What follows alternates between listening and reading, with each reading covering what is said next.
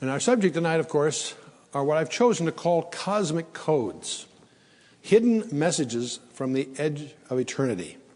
And this is the first of a series. There'll actually be a series, one building upon the other. There has been, of course, a lot of confusion generated by some of the recent books being published. And what we're trying to do is deal with some of the technology behind this. Most people writing in favor of the so-called Bible codes, and also those who are writing against them. Both sides of this debate seem to lack, in my opinion, a cryptographic background. And that is, after all, the science that's involved. We're going to discover a lot of interesting things. First of all, the kinds of codes that are being discussed in the literature today and in the articles and whatever is only one particular kind of a series of codes that are in the Scripture.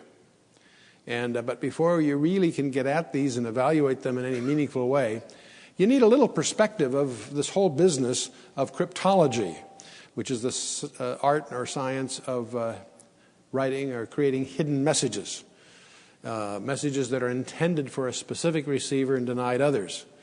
And cryptanalysis is the science of reading them anyway. And so we're going to talk a little bit about that just to give you a flavor of that. Before we get into the hidden codes that are in the Bible, we're also going to discover there's lots of different kinds, but the kinds that's creating all the controversy are a specific kind of code called the equidistant letter sequences. And we'll show you what that means, and we'll talk a little bit about why people are so excited about them. We'll also talk a little bit about the dark side, the dangers of these things. And we'll be, tonight, focusing on some background first, cryptology background first, and then we'll talk specifically about the equidistant letter sequences, the part that most of you probably have heard about for a variety of reasons. But I also want to point out that we're going to, in subsequent sessions, discover that there are another kind of code altogether called microcodes, what Jesus calls the jots or yots and tittles. And we'll talk about that. We'll talk about the whole nature of these very, very fascinating discoveries that are being made at the micro level. But perhaps the most staggering examples of all, and we'll be hitting those primarily tomorrow afternoon, are the macro codes. Macros that yield the strategic structure. And we'll build that case. And, of course, there's another category, metacodes. Those are codes beyond our horizon. We'll touch a little bit on those also. But let's just start a little bit about the whole science of cryptography, the art of secret writing. And then we're going to, when we've laid that groundwork, we'll talk a little bit about codes from other worlds, the interest and the scientific efforts that have been directed at extraterrestrial communication. And we'll talk about some basic discoveries that have been made, and we'll try to answer, at least in part, are there indeed hidden codes in the Bible? And if so, what do they mean? What people are talking about, the Bible codes that are being promoted by Michael Drosnin's best-selling book called The Bible Code. We'll talk a little bit about that. That book is attacked by both sides. Those that are proponents of the codes and those that are critics of the codes. Both attack his book because, even though it's a very popular book, it's unfortunately rather contrived and so forth. Secret codes, we've been interested, all of us I think have been fascinated by secret codes ever since we were kids in one kind or another. And of course it's been extolled in the literature. Edgar Allan Poe's famous story, The Gold Bug, still remains as one of the classics of stories in which the whole thing hangs upon the discovery of and then the deciphering of a secret code. Sir Arthur Conan Doyle and his creation of Sherlock Holmes is, of course, turns out his man Sherlock Holmes is an expert in cryptography also, and we find in the Adventure of the Dancing Men that Sherlock Holmes recognized that these funny little stick figures that are not just some kind of embroidery, that they are in fact an encryption, and he breaks the code and traps the thief with it, as of course only Sherlock Holmes can. But even in more recent times, Carl Sagan, who wrote a novel called Contact, which of course has been made into a blockbuster movie that I imagine most of you have seen. That movie also takes advantage of an extraterrestrial code that's three-dimensional. And a very creative novel, quite a story, and a well-made movie. But the most serious codes are codes of war. And we'll touch a little bit about that as we go through. I think all of us probably have heard at one time or another of the famous encryption machines, the Enigma machines of Nazi Germany, that rendered a code that was considered invulnerable. And the Japanese did a rendering of it too. These, of course, derived from Alberti's cipher disks and Cardano's auto key from the Middle Ages, from the Renaissance period. We'll talk a little bit about that. But it's interesting that the Germans had broken the American code, which in those days was called black.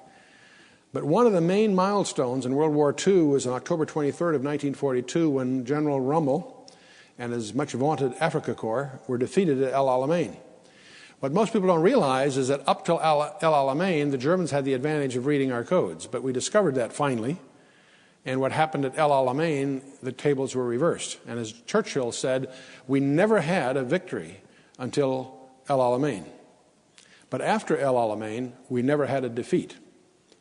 And what turned the tide, of course, was the turning the tide of our cryptology at that time. And that continued during World War II.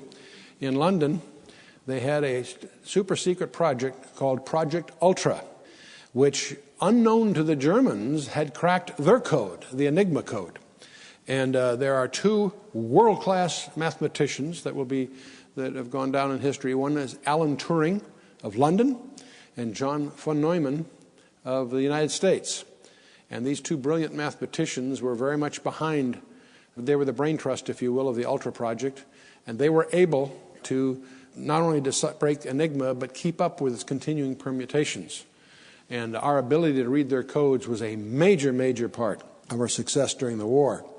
What's interesting is the Japanese took a version of Enigma and advanced it, and it was codenamed by the Americans as Purple. William Friedman worked day and night for about 20 months. He ultimately had a nervous breakdown as a result of this effort, but he was able to crack the Japanese Purple code. In fact, one morning, he deciphered one of their codes, which announced the day and the hour of Pearl Harbor. And it's a very dramatic story as his pulse quickening, runs through the streets of Washington early that morning to his superiors to warn them of this cracking of the Japanese code and the forthcoming attack on Pearl Harbor. But it's kind of interesting. The Germans had discovered that we'd cracked Purple and leaked it to Tokyo, but Tokyo didn't believe it because they knew their code was invulnerable. Well, when Friedman cracked the code and discovered the message, unraveled a message that mentioned the day and hour of Pearl Harbor, his superiors didn't believe it. They just couldn't believe it was true. It was too preposterous, so they chose to ignore it. And, of course, you know the story of Pearl Harbor. This anecdote not only dramatizes the urgency of codes, especially in terms of national security, but it's also interesting that both the Japanese, with regards to their own code, the information that their code was cracked, and also the naval seniors that dismissed William Friedman. William Friedman was the head of the fledgling little organization called the Signal Information Service that later became the National Security Agency, our largest and most well-resourced of all of our 7 major intelligence agencies. And we'll talk a little bit more about that in a bit. But it's interesting that the tendency today of many biblical scholars to dismiss out of hand the codes in the Bible seem to echo, in my mind, the same skepticism that characterized those situations back in World War II. But one of the questions that we all must have is, are there really hidden messages in the Bible? There are people that say, now, wait a minute, God's truth is available to the common man without computers and deciphering equipment. That's certainly true. God's truth, his truth of redemption, his plan of redemption, is available to any of us. Jesus himself said it would please the Father to release them to babes and hide them from the wise and prudent. So clearly that view is correct on the one hand. But it's a big mistake, I believe, by some very prominent writers to take the view that there's nothing in the Bible that the common man can't understand. There's a big difference in those two viewpoints. The fact that God's central truth about his redemption is available to any of us, independent of our intellect, training, background, what have you. That's certainly true, no question about it. But on the other hand, I think it's putting God in a strange box to argue that there's nothing in his word that we can't understand. That implies that we can understand everything he does, and that's absurd. In fact, God himself deals with this at several places, but one is Proverbs 25:2, where he declares that it is the glory of God to conceal a thing, but the honor of kings to search out a matter. It says two things. It says God has hidden things here for our pursuit. But he also points out that the pursuit of his revealed truth is an honorable undertaking. It's the honor of kings to search out a matter. There is a gray area we'll talk about before we're through, but I'll mention it right up front. There's a difference between trying to search the codes to discover what God has revealed in his program. And there's a difference between that and using the Bible as some kind of Ouija board or tea leaves or instrument for divination. So there's two kinds of people, two kinds of enthusiasts I run into. Those that deny the codes altogether and those that are excessively enthusiastic about them.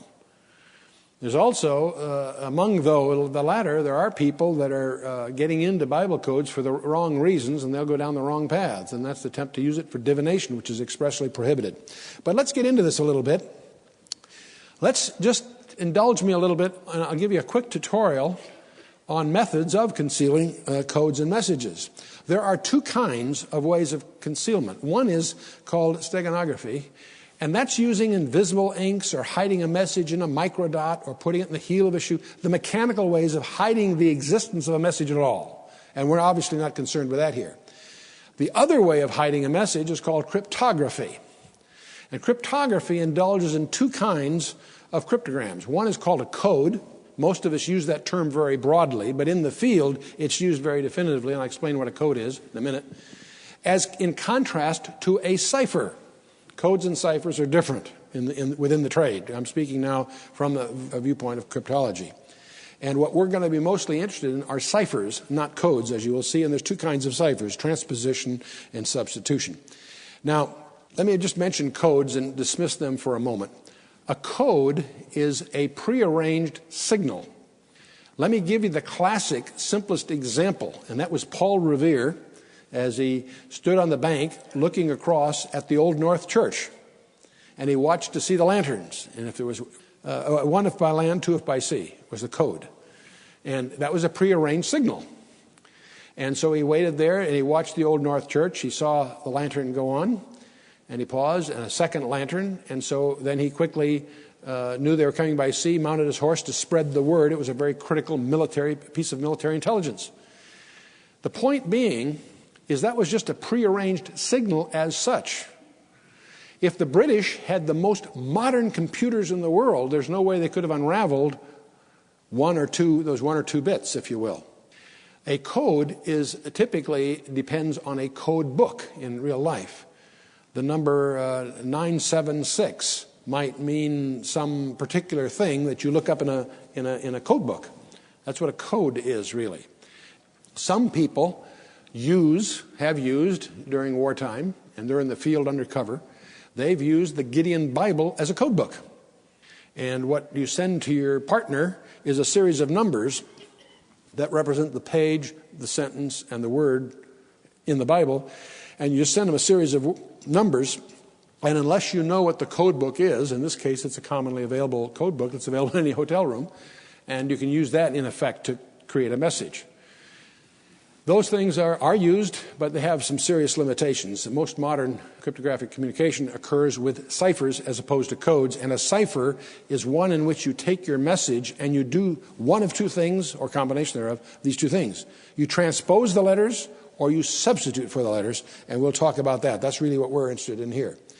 Now, the first form of ciphers are called transposition ciphers. That's where all you do is change the order of things. One of the oldest forms of transposition ciphers occurred with a staff. What a person would do in the ancient days, he would take a strip of parchment and he would wrap it on the staff so that the edges touched, and he'd write his message horizontally around the staff and then unravel it. And when you saw the strip, you'd just have a whole bunch of letters. And he would send that. All his receiver needed was a staff of exactly the same diameter, and he would wrap it and unravel the message. That happens to be called a skytail, just by historical reasons. And a skytail is also happens to be in the logo of the American Cryptogram Association, which is the club of amateur cryptographers. But it's obviously not very useful. It happens to be, by the way, a equidistant letter sequence, the same kind of codes we find in the Bible, strangely, but for different reasons. A more common use, more effective than that obviously was very easy to intercept and break.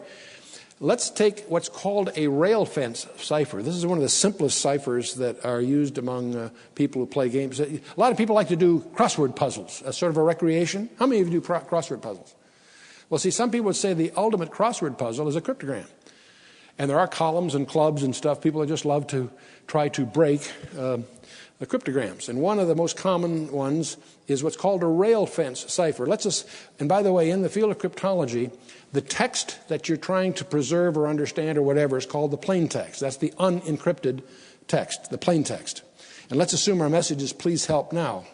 One of the things we can do is write it up and down, as you see on the screen, in sort of a zigzag fashion.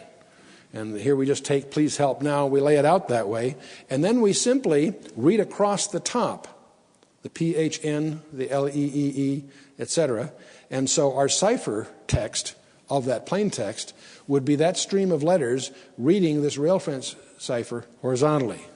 And it's easier to see than it is to describe, but basically that's one way of scrambling these. It happens to be a very easy one to break, as you can probably imagine. You can make some stabs at how many levels the guy has used in his rail fence, and it generally quickly will yield to analysis.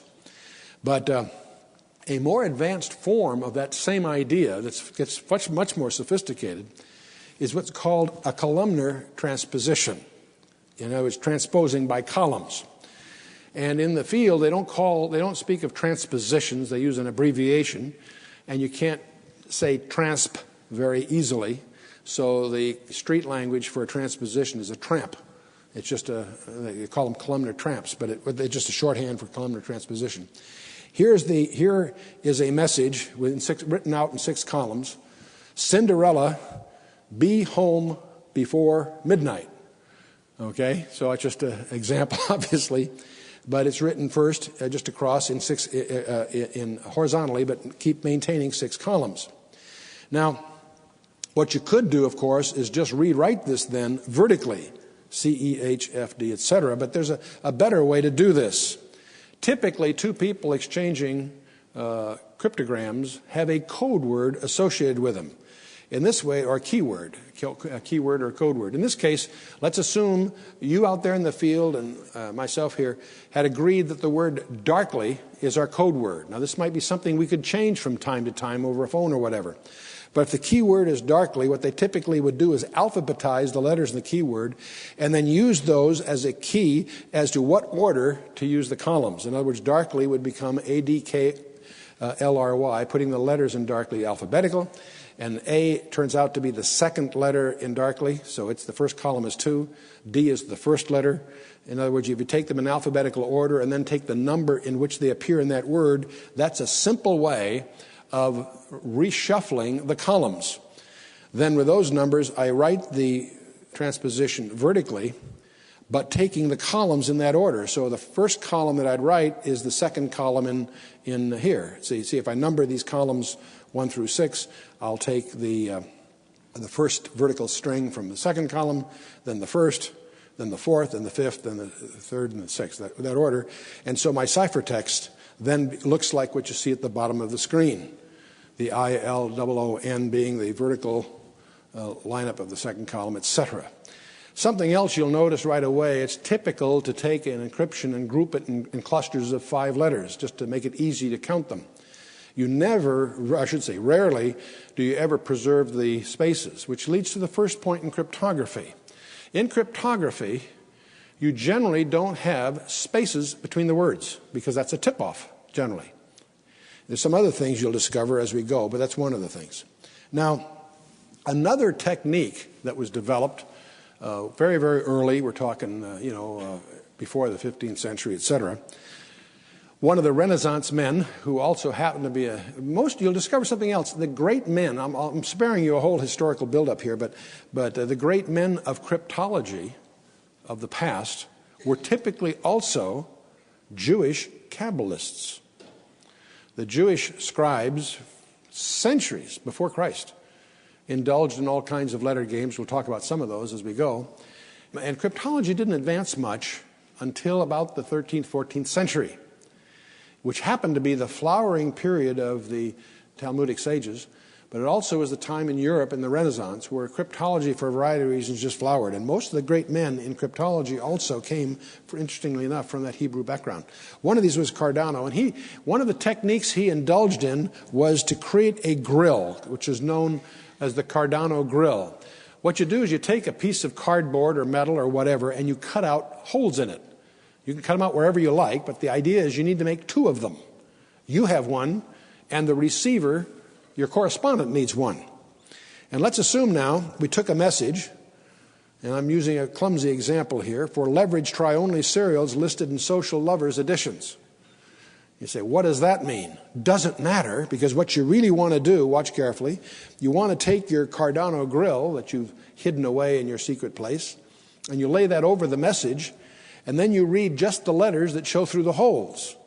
Now, in this case, if you read those letters, it says, "Flee at once, all is discovered." And so that's a very simple way of having a code. And obviously the notion here is that if someone who intercepts that note, unless he happens to have a grill, exactly like you and your partner has, he has no chance of breaking it. That turns out not to be true, incidentally. And one of the problems with a Cardano grill, and one reason I selected this as an example, because I want you to notice a defect of it. Let's assume you've gone ahead and written your message, "Flee at once, all is discovered," through that grill. You're then faced, as I was for the slide, to come up with a message. You fill in the other blanks with letters to make it look like a normal note. Well, it turns out that's not easy to do.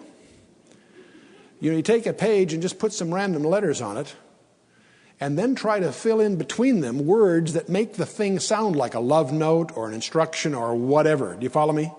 It sounds easy, but it takes a great deal of imagination to really do it well. And obviously, I've done it poorly here for two reasons. One is I'm not that skilled, but secondly, I wanted to highlight a point.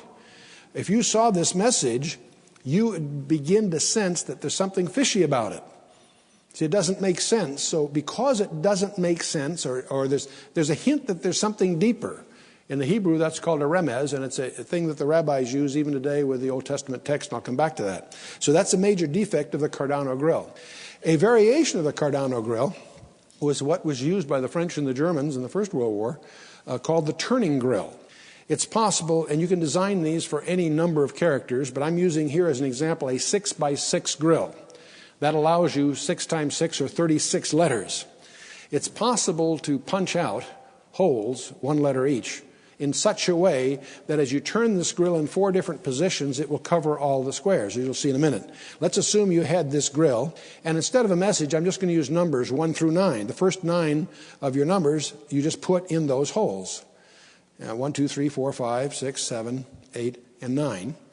Then what you do is you take your grill and you turn it 90 degrees, and you fill in the ones that are then exposed, 10, 11, 12, 13, 14, 15, 16, 17, and 18.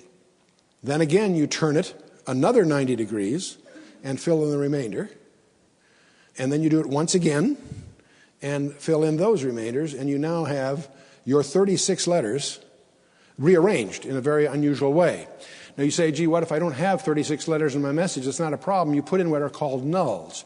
You throw in X's or something, whatever, to fill it out so you have the square. That's the idea. You could also design these for any square grill you want. This looks very, very, you can imagine that if you've got the letters in that kind of a thing, it would really be a formidable code to break. That turns out not to be true. These codes lasted only 4 months before they were broken and became useless in the war. It turns out that these controversial equidistant letter sequences that we find being talked about that appear to be in the Bible are simply like a Cardano grill, but with the simplest possible formula. Instead of a grill with all the little holes cut out, you could just agree that every fifth letter or every third letter or whatever, if you had the formula for creating the grill, it's the same thing as having the grill. Any fixed sequence of skipped letters is in effect a Cardano grill, and that's what we're going to find is in our Bible and someplace else that's very, very surprising. Someplace else that's very, very surprising. I'll come back to that later. Now, these equidistant letter sequences, you quickly will discover, are not very useful for secrecy. A fixed letter sequence is easy to break. That's why they're breaking them. Okay? But they are useful for another reason, and that's to authenticate a source. And let me explain what I mean by that. Let's assume you're in a foreign country, you're operating undercover as a secret agent, and they know you're there. They don't know who is the secret agent, but they know they've been compromised. There's a mole in headquarters or something. So what your host country has done is they start generating all kinds of letters, notes, messages, and they drown you. Your problem is you've got all these messages. You don't know which one is really from your control, from your headquarters. So how do you solve that problem? Your life depends on figuring out which of these letters is the genuine one, which one isn't. And the way you do that, of course, is to have methods of authentication. And methods of authentication, obviously, typically, rely upon having some attribute of that message that's known only to you and your sender, that eludes the ability to counterfeit it. And we're going to discover that's exactly what happens in these 66 messages that we've brought with us to this meeting tonight. Now, before I go on, let me talk about another kind of code. We've talked so far about transposition ciphers, ciphers that depend on simply scrambling letters that are of the plain text. A far more powerful form of encryption is to substitute different letters or symbols for each of the letters in your message. And we're going to talk, the simplest form of this is what's called a monoalphabet. That's where you create a cipher alphabet and you use that alphabet, and I'll show you that in a minute. There's also polyalphabetic and polygraphic ones and some other things we'll talk about in a minute. But let's get to these monographic. The first one I'm going to use is the simplest form of monoalphabetic cipher you can have. And let's assume your plain text message you're trying to encrypt is, "This is a fascinating book." Just a simple sentence. What you could choose to do is to substitute for each of those letters the third letter next in the alphabet. In other words, instead of the T, there's U, V, W, you'd put a W for the T, etc. And then your ciphertext then would simply be a stream of letters. In each case is 3 letters further in the alphabet, a fixed sequence of shifts, if you will. And you obviously would group them in groups of 5, not with the word breaks in the plain text, so you won't tip off the word breaks. And that's, again, typical practice. Now, this is called, for historical reasons, a Caesar cipher. I mention it only because the next step in this, later on we'll talk about, is where the shift of the alphabet is not a fixed number, but a variable number somehow. And that starts to get very, very complicated. Now, generally, the simplest form of cipher alphabets is where you have one-on-one mapping. For example, you could take your alphabet A through Z, then you take an alphabet and shuffle it and match it. So this is the blue letters on the slide would be the cipher text letters. The yellow ones or gold ones would be the plain text. So what you would do is simply substitute for the plain text the corresponding ciphertext. For example, the word enemy would become SWSHP because the E of the enemy would be substituted by an S, and the N by a W, the E by another S, the M by an H, and the P by a Y. Going the other way, if you had the RIS as a code, you would plug it into your alphabet here, and the R would become an F, the I, the O, and the S would be an E, and you'd decrypt it backwards. This one-on-one mapping is typically the kind of text that is usually facilitated by a cipher wheel, where you have the alphabet and then some mixed alphabet.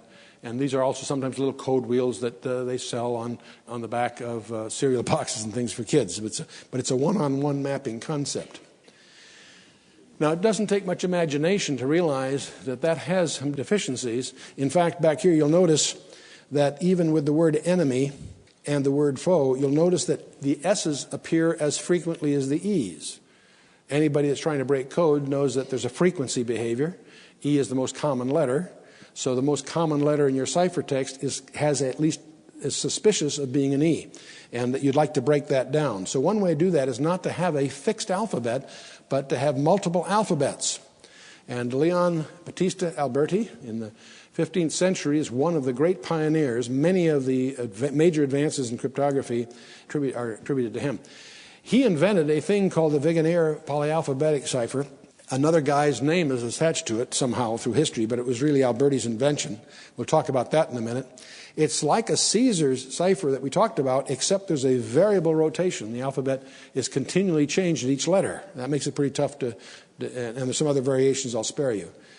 If you look at this, is called a Wegener table, and basically you have the alphabet A through Z, but then you copy a second copy of it where you shift it 1. It starts at B, goes through Z, and then A, and you keep shifting it 1 for 26 times. And you'll label each one of these with a letter. So you've got a two-way table here, very easy to construct. You have that handy when you're doing this. What you typically do is you, first of all, when you're going to encrypt, you have a code word that's agreed between you and your partner. Now, in this particular case, I'm going to assume that we've just decided long ago that you and I are going to use a code word, a keyword called dog. D-O-G is our code word. Now, let's assume, to make this example very simple, but you'll quickly get the idea, I'm going to assume that I want to encrypt the name Jim. So my first problem, I have a keyword D. So I find the D across the top, and I find the J for Jim along the plain text. I move in both column and row, and I pick up the M where those two intersect. And so the first letter in my ciphertext is an M. For my second letter, I go to the second letter of the keyword, which is an O. I go to the second letter of my plain text, which is an I, and I move into the column and row represented by those two letters, and I have a W. So W becomes the second letter of my ciphertext. It's quicker to do than it is to talk about it. The next letter in my keyword would be third letter in the dog. Third letter in my plain text is an M, so I go to the row and column represented by that, and I pick up my S. And so my first three letters become MWS. The point being, I have used 3 different alphabets to encrypt this. What I would continue to do if my message was longer is I would always use, I'd write my message and put dog, dog, dog, dog, dog across, and always use the intersection of those two. Quickly, it obviously makes more sense to have a longer keyword than dog. I use this just to make a simple slide. The longer the key. The point is, every letter in my keyword gives me a different alphabet to encrypt. And that makes it a very, very powerful form of encryption. Now, you can make this whole process dynamic. In fact, Wegener, for whom this is named, developed what he called the auto key. And what he did after the first letter, what he used was the ciphertext result as the key to the key for the next letter. So it was a continually mutating alphabet that changed depending on what the message was. Very, very powerful technique. And in effect, what he really did, and I won't go through an example, it'll just take us too long. I want you to get the flavor of these things, is that if each letter of the encrypted, as you build up your encryption, the last letter you developed becomes the key to the next one. So you, in effect, make the top row not a keyword. It then becomes the previous ciphertext letter, if you will. This leads to another invention that Blaise de Wegener almost developed. He came close to it, didn't quite. What developed was what's called the one-time pad. This is probably the only form of cryptography that is unbreakable. And what it depends on is in order to have a code unbreakable, you need a key that is as long as the message. It needs to be totally random, and it must never be reused. If you can meet those 3 criteria, it is unbreakable. It's the only code that is unbreakable. Now, the way you implement this is to build tablets of random numbers, but you have 2, so your associates and yours match. And then you use those to build your encryptions, if you will. And it's a tricky business, but it is unbreakable. And so modern ciphers use millions of continually changing cipher alphabets, and they obviously do this with machinery. There's another type of cipher I want to make you just sensitive to, and that's up till now we've had each letter stand on its own. Each letter was translated. There is a power when you start using letters together. They're called polygraphic ciphers, where two or more letters operate together. And I want to give you an example of one that the German spies used, well, the British used earlier in World War I time period, Boer War and others, and the Germans actually used it in America during World War II. And it starts by building a little simple, take your alphabet and make a 5x5 matrix out of it. And I'm showing you one here that just goes A through Z. And they generally, to make it 25 rather than 26 letters, they usually agree to use I and J as the same letter. It's a little awkward, but it works. And that way you've got a 5x5 matrix, which is what you're after, as you'll see in a minute. I'm also showing you this where the alphabet just goes A through Z. This is not the way it's normally done. What you want to do is have a code word or code phrase that you both agree on. You put the letters from that code phrase in here first, never repeating. You take the letters of the alphabet in the order that they're in that phrase and put those first, and whatever's left over you put at the end. Do you follow me? That way the arrangement here is not predictable to a stranger. You say, that sounds like kind of clumsy. No, it isn't. There's actually a very popular way of doing this. What the Germans did is they would use a Gideon Bible in a hotel room. And they would use the book of Proverbs, and they would take the chapter for the day of the week, the day, because there's 31 chapters, and then they would take the verse that corresponds to the month. There's no verses, there's no chapters there that have more than 12 verses, or less than 12 verses. So by knowing the date, and if you date the note, by knowing that date, you go to a Gideon Bible, you can take that verse, you can take the alphabet in the order it's in that verse, plug it in here, and you've got your keyword taken care of. But then what they did, let's assume our plain text, take something very simple, must come now. The first thing they do is take those in pairs. They take the MU, then the ST, and always take them in pairs, because we're going to encrypt not letters, but letter pairs. Very interesting idea here. And obviously, since there's an odd number of letters, we throw an X in there just to make it come out even. And what we do then, the M and U on our little array here become the diagonal of a rectangle. And we simply take the other pair of letters opposite that, where the MU, see the little rectangle, become RP. So the first two letters get enciphered to RP. The next two letters are ST. And there again we have a rectangle. In this case they're on the same row, so we just take the letters below them, XY. The next pair of letters is CO, and they become the ND. Again, because the ND is, the CO represents a rectangle, the ND is in the opposite corner of it. And the ME, again, is the opposite. It becomes the diagonal of a rectangle. The opposite ones are the BP. The NO are together, so we take the ones below. And the WX are below, and we just assume a wraparound, get the BC at the top. You say that seems like a strange way to go thing. It's the kind of thing that requires no special equipment.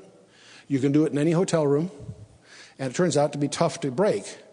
And the ciphertext, of course, then is rewritten in groups of 5 in standard form. This undercuts some of the major tools, monographic tools, of frequency analysis that a cryptanalyst would use, because it obliterates the single letter characteristics. It cuts in half the number of elements that are being encrypted, and it also, the number of possible digraphs exceed the number of letters that are available. So it turns out statistically it's a very powerful technique. So we've talked about monoalphabets, Caesar one-way mapping. We've talked about polyalphabetic kinds of encryptions. We've talked about polygraphic techniques. There's another last thing I'll just mention for your background called block substitution, where you take blocks of information and you have much more powerful techniques there. One of the examples of this in modern days is the National Bureau of Standards Data Encryption Standard. And this is a standard that uses 64-bit keys that controls 17 stages of polyalphabetic substitutions, which alternate with 16 different transpositions. So by the time you crunch all that, it has a very high level, not perfect, but a very, very high level encryption. And this is dear to me because when I was chairman of Western Digital, we really say what got Western Digital out of bankruptcy is we were the first to put this on a single chip for commercial use. And that was not that big a deal, but it did bring the company out of Chapter 11, and it was dear to my heart as one of our projects. But what this does require virtually is an exhaustive search of 2 to the 64th power keys. Now, a fast computer can do that, and so these things are breakable, but only with an enormous amount of computer crunching. Now, there's other topics we could talk about. There are fractionating schemes where you can render your message into a matrix, and then you can do mathematical operations on the matrix, and I won't get into those here. There are also a strange thing that's developed called one-way keys. It's possible to develop a form of encryption in which I can make the key public. It takes a different key to encrypt than it does to decipher. So I give you what's called the public key. If you send me a message encrypting it with that key, nobody can unravel it except me. Even though you have the key to encipher it, you don't have the key to decipher it. It's a very strange mathematical phenomenon. They're called one-way keys, which means that they can be used publicly, not just for encryption, but for also authenticating signatures. Because in the Department of Defense contract world and so forth, you can actually commit to things in an encrypted form. We can prove that you were the one that okayed the drawing or whatever because of the one-way key. Only you have the key and so forth. So there are ways to do that. So if you're interested in this kind of thing, it's available on the internet. There's a thing called PGP, means for pretty good protection. There are all kinds of modern, very advanced encryption techniques that the U.S. government is very upset about because they've gotten out in the public domain, and you can get these on the internet if you're really interested in that sort of thing. These devices, Alberti made his cipher disks. Wheatstone made a similar thing. These mechanical aids to do encryption, of course, started to develop through the years. Thomas Jefferson, our president, had invented a certain kind of variation that's called the Thomas Jefferson wheel. But this finally climaxes to a guy by the name of Charles Babbage, who was busy making tables, and he took those ideas and made a very elaborate version of it that became the first computer. The Babbage differential engines. These things also became the background that the Germans picked up on to make the Enigma machines that became so famous in World War II. And of course were ultimately defeated by Alan Turing and John von Neumann's programmable machines from which came our modern computer. John von Neumann was the guy that recognized the power in putting a program. See, the only difference between a computer and a calculator is that a computer is a calculator that pushes its own buttons, in effect, because the program that the computer follows is in memory, which means the computer can modify its program. And you now start to have self-modifying machines, and that's where you start getting into cognitive behavior, you start getting into artificial intelligence and the rest. And that's really the breakthrough. That leads to what you and I know as modern computers. What fascinates me is the way the ellipse is closed, because Alberti's cipher disk and these encryption techniques had their roots in the Kabbalah, the ancient Hebrew texts, which we'll see shortly. From that came the cipher disk, which came the machines, from which came the computer, and now it's the computer that are rediscovering what the ancient Kabbalists had discovered thousands of years ago. And we're going to get into that shortly. Now, a related field to cryptology is paracryptology.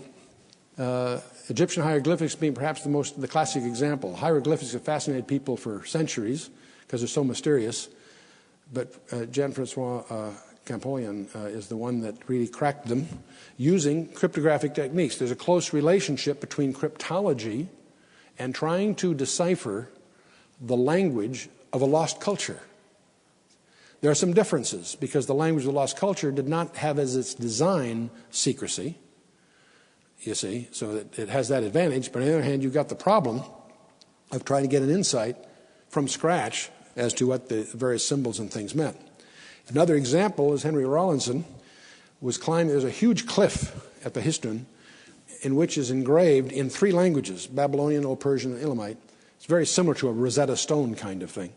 But he clinging like a fly to this giant prehistoric billboard, he copied this and cracked these ancient languages, and so that's a whole area of reading. But having said all that, what interests, probably the greatest challenge in the minds of the people who are into this thing is the challenge of deciphering messages of extraterrestrial origin. And back in 1961, they undertook the Project Ozma, where they put a special receiver on a radio telescope and they tried to listen for signals from outer space. And they did that for 4 months without any real tangible result, but they were nevertheless trying. In 1971, there was a conference where 84 of the top scientists on the planet Earth, American and Soviet and others, that met at Byukhatan, Russia, with the National Academy of Sciences of the Soviet Union, co-sponsored with the National Academy of Sciences of the United States.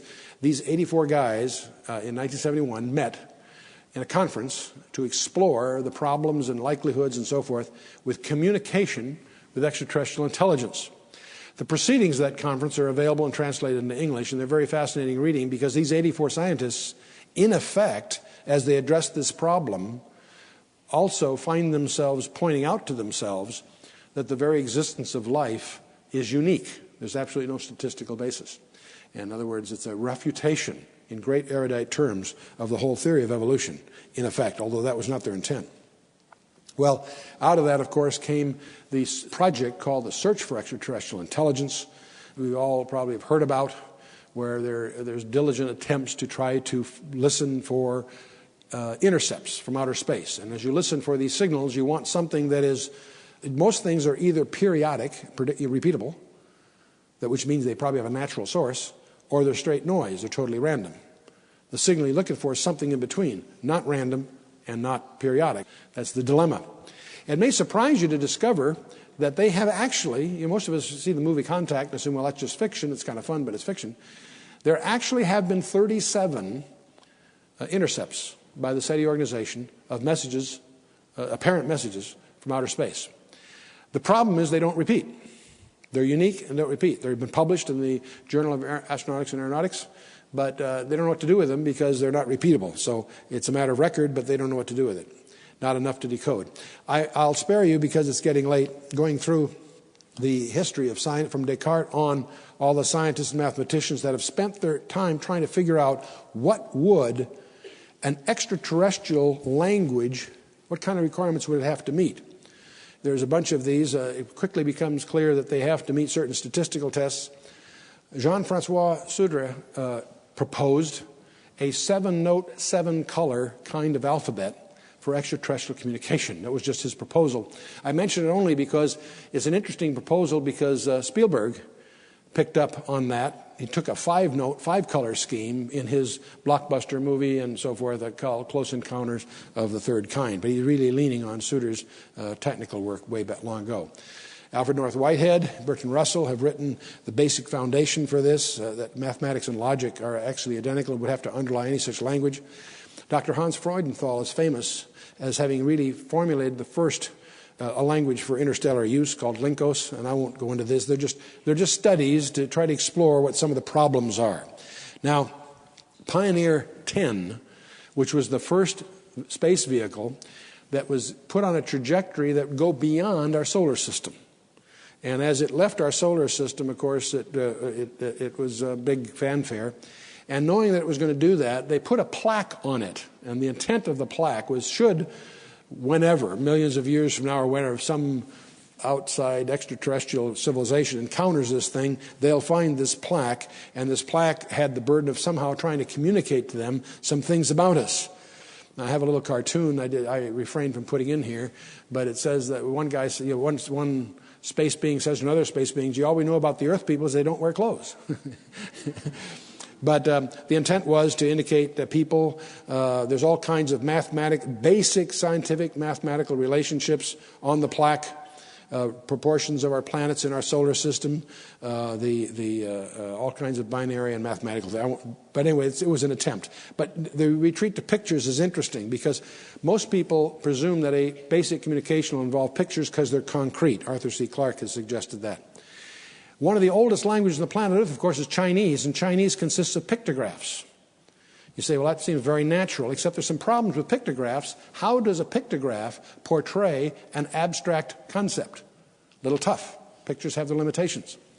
One of the startling discoveries of just the last few decades, see, China, well, it's one of the few civilizations that can point to a 4,500-year history of their development.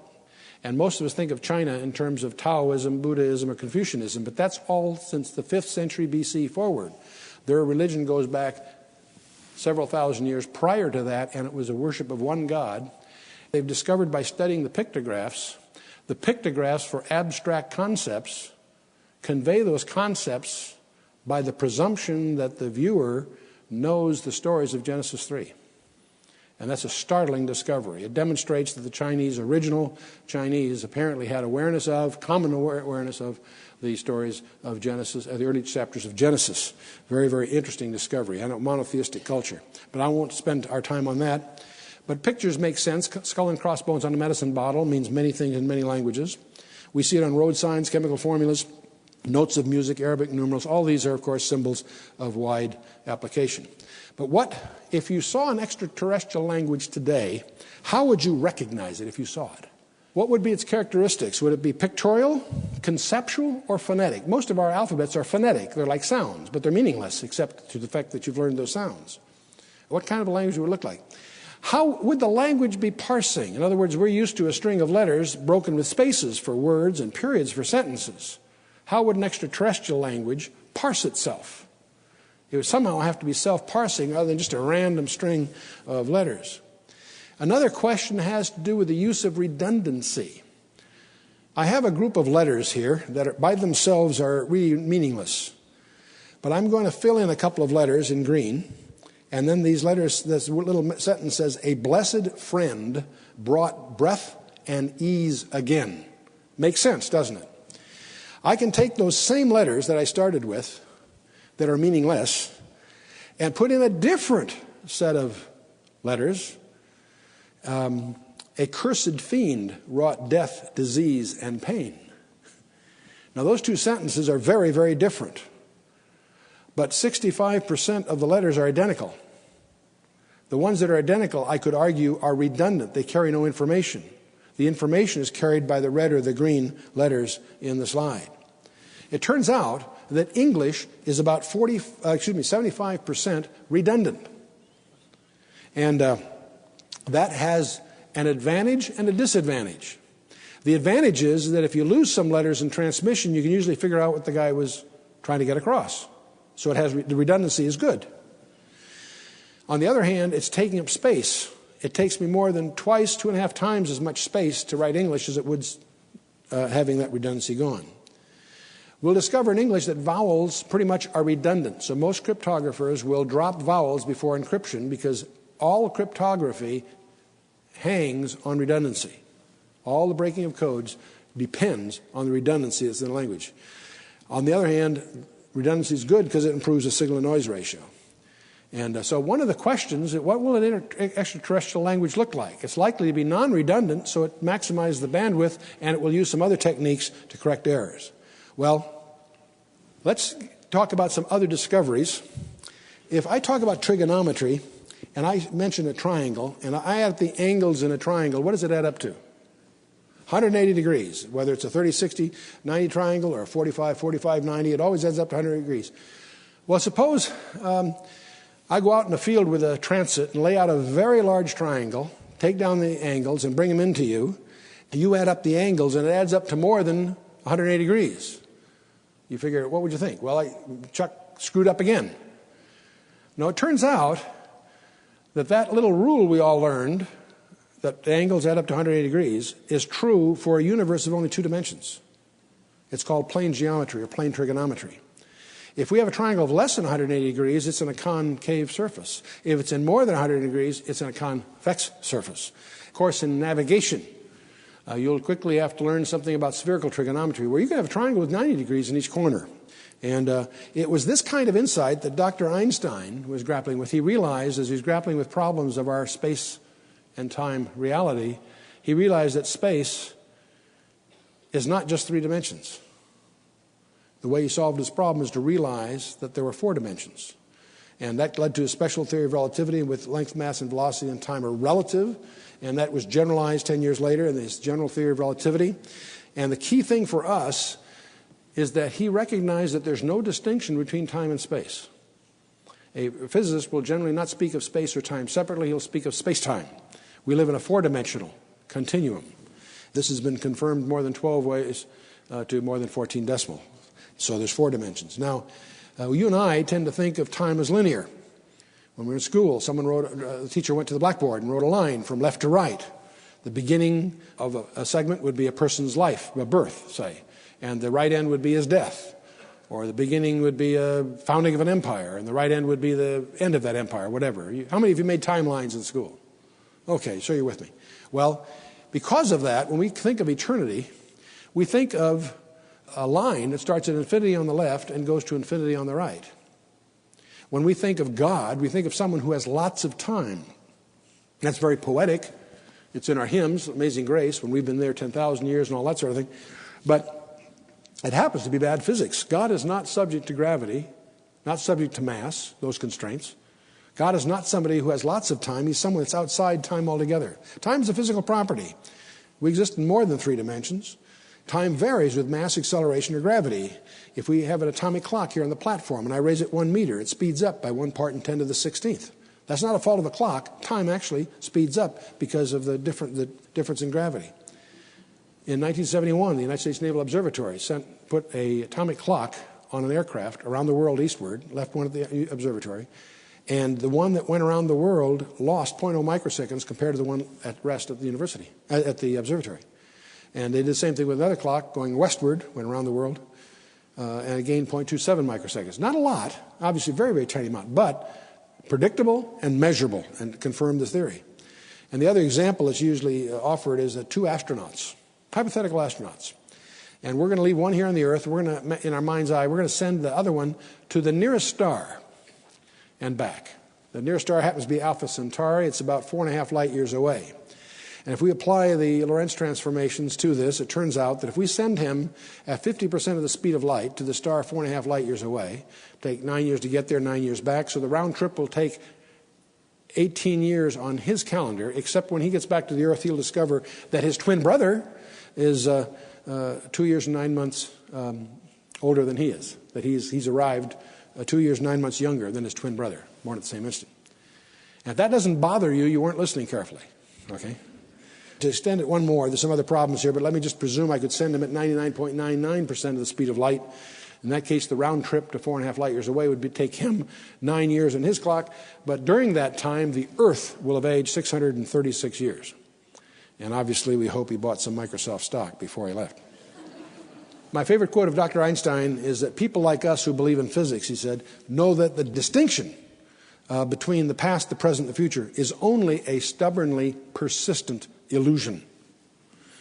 So we really have 2 major discoveries that motivate our study here. We have in our possession, first of all, an integrated message system. We have 66 books penned by 40 different guys over thousands of years.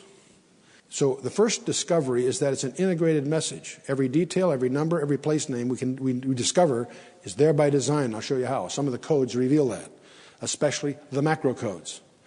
The other side of the coin, though, is not only that, but we can prove that the origin of this message system is from outside our time domain. And that's really the main power of these codes, and one reason we're spending our time on them. We know these codes come from outside time, and this is the way God authenticates it.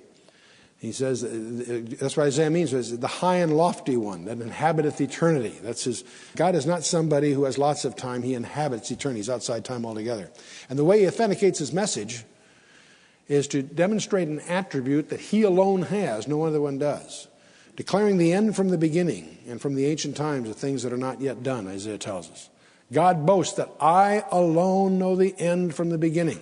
So when we find a message that demonstrates that its origins from outside time, and it does that by writing history before it happens in such detail as to defy speculation, and does it with perfect accuracy, we begin to realize that it is from whom we think it is. Now, we talked about time as a line. Here I'm trying to render it in 3 dimensions, as a line passing through 3 dimensions. And there are people in the past, we're here in the present, there's people coming in the future. From the point of view of eternity, those 3 periods that we regard as sequential could appear in eternity as simultaneous. I'm just suggesting this to stretch your imagination a little bit. I also sometimes like to point out that someone that died in the past, someone that died last week, and someone that might be raptured a week from Tuesday, all might arrive at the throne at the same instant. So that should bother you. Let's move on. Now, are there hidden codes in the Bible? It's the glory of God to conceal a thing, honor of kings to search out a matter. And I want to show you some quick transpositions here. There are codes in the Bible. They're well known to anybody that's had a course in cryptology. If you take the Hebrew alphabet, and I'm showing it left to right here, which is really wrong, but I think we're more used to that, and I take the second half of the alphabet and put it underneath the first half, I now have a cipher alphabet. I can take any letter and substitute its counterpart in a message. And that technique is called in Hebrew albam. We find it in Isaiah chapter 6. The name Tabeel turns out to be the name Ramallah encrypted by albam. And what this does is reveal a hint about the plot of the kings in Isaiah 7, that if it had succeeded, what the result would have been. There's another form in which I reverse it. I take the second half and fold it under the others backwards. I just wrap it around, if you will, and build my cipher alphabet. And that's called Atbash. We find it occurring in Jeremiah 25 and also Jeremiah 51. In both those cases, we encounter the word that's translated Shishak. Your commentaries will speculate that it's probably a suburb of Babylon because they can tell from the context that it's actually alluding to Babylon. But it's in the Midrash, we discover that it is a form of Atbash, encryption of the name Babel or Babylon. So Shishak and Babylon are the same thing. One is the encryption of the other. We find the same technique called Atbash in Jeremiah 51 verse 1, where Leb Kamai is substituted, which means heart of my enemy, is encryption of Kajdim, which is the word for Chaldeans. Again, these aren't profound discoveries. They are just considered, among cryptologists, historical oddities that are embodied in the ancient Hebrew literature. But to someone who holds a supernatural view of the Bible's origins, these are what a rabbi would call a remez. It's a hint of something deeper. We have, of course, the fall of Babylon, where you all know the party that they had. Belshazzar was throwing this big party, and for 1,000 of his lords and nobles, when the Persians were presumably ready to attack, which was pretty stupid on his part. And right in the middle of the party, on the wall, they find some handwriting that none of the experts could unravel. And the queen mother, Nebuchadnezzar's widow, he'd passed away, of course. It was a grandson that was a co-regent on the throne. She says there was a guy, your father, that could do these things, call him out of retirement, which they do. And Daniel comes by, and the Hebrew tradition is that this was encrypted in Atbash originally. He translates these letters into the famous handwriting on the wall. Remember, Hebrew goes from right to left. Remember that. All languages go towards Jerusalem. Did you know that? See, all languages, the languages of Europe, languages of countries west of Jerusalem, Latin, German, French, English, Spanish, you name it, all go from right to left. Languages east of Jerusalem, not just Hebrew, Aramaic, Sanskrit, Arabic, Chinese, the rest, go from right to left. They all go to... Anyway, the language here on the slide goes from right to left, but the first word is many, which means numbered or reckoned. God hath numbered thy kingdom and finished it in the King James. Or as we might say, your number is up. And then the next one was tekel or weighed. Thou art weighed in the balances and art found wanting. And the last word is perez, which is broken or divided. Thy kingdom is divided and given to the Medes and the Persians. What most people don't realize is the vowels here. See, the other thing about Hebrew is there are no vowels. It's been designed for bandwidth compression for extraterrestrial transmission. I think that's very interesting. There are no vowels. And also discover later it's also self-parsing. It's the only language on the planet Earth that appears.